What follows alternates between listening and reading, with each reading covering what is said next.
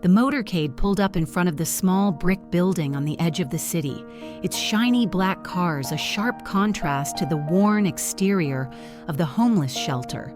Inside, the staff had spent the morning hurriedly cleaning and preparing for the visit. This is how our story starts. But before we continue, we have a small request. Please hit the subscribe button to see more of your liked contents in the future. We're motivated each time we have new faces in our community. Thank you. Now to the story. Reporters and cameras filled the modest lobby, jostling for position to capture the moment when Donald Trump stepped through the doors. For Trump, the visit was a calculated PR move. His team had pitched it as a way to showcase his humanitarian side, a bid to connect with the average American and soften his image. As he entered the shelter, flanked by security and staff, he plastered on his trademark grin, waving at the cameras and shaking hands with the shelter director. The residents, however, were less enthused. Many had gathered in the common area, their expressions ranging from curiosity to skepticism. Among them was Sam, a middle-aged veteran with weathered features and a faded army jacket. Sam had been living at the shelter for 6 months after losing his job and his home. He watched Trump with a critical eye, arms crossed, as the former president made his way through the room. "This is a great place," Trump said, his voice carrying over the quiet murmurs. "Really incredible what you're doing here. Nobody builds shelters better than America." Sam rolled his eyes.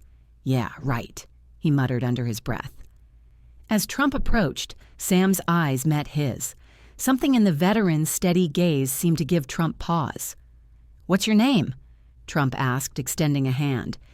"Sam," he replied, reluctantly shaking Trump's hand. "Army vet." "Army, huh? Great people. Great service," Trump said. "We love our veterans." Sam's lips tightened. "Funny, doesn't feel like it." The room went quiet. Even the cameras seemed to hold their breath. Trump tilted his head, the usual bravado faltering for a moment. "What do you mean?" he asked, his tone less certain.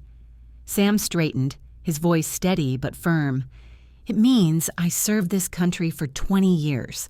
I fought for it, and now I'm sleeping in a shelter because I couldn't afford the medical bills after my wife got sick. It means you talk a lot about supporting veterans, but where's the action?" Trump shifted uncomfortably. "We've done a lot for veterans. VA reform, better benefits."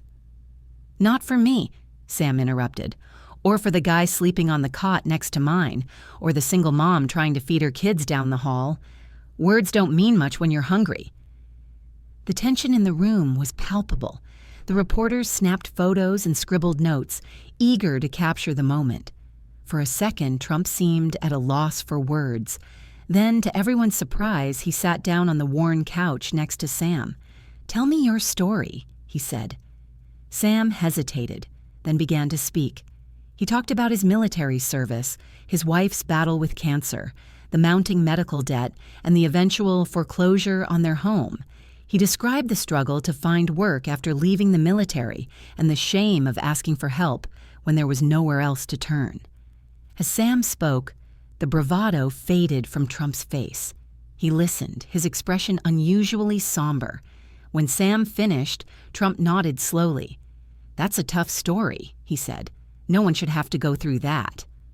"But they do," Sam said. "Every day. And it's not just me. It's everyone in this room." Trump stood, smoothing his tie. "You're right," he said. "We need to do better." The words hung in the air, their sincerity unclear. As Trump moved on to greet other residents, Sam watched him go, unsure if his words had truly landed.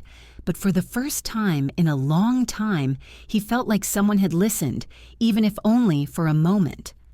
Outside, the cameras continued to flash as Trump's motorcade pulled away.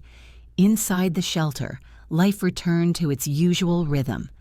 But for those who had witnessed the exchange, there was a sense of hope, however fleeting, that even the most unlikely of encounters could spark a change. Sam returned to his cot that night, his mind replaying the day's events. He didn't expect miracles, but he allowed himself a small, quiet hope that his story and the stories of countless others might finally be heard, and thus concludes the first part of our story. Thank you for watching to this point. If you don't want to miss the second part, please don't forget to subscribe to the channel and give it a like. I hope you enjoyed our story. Thank you, and see you in the second chapter.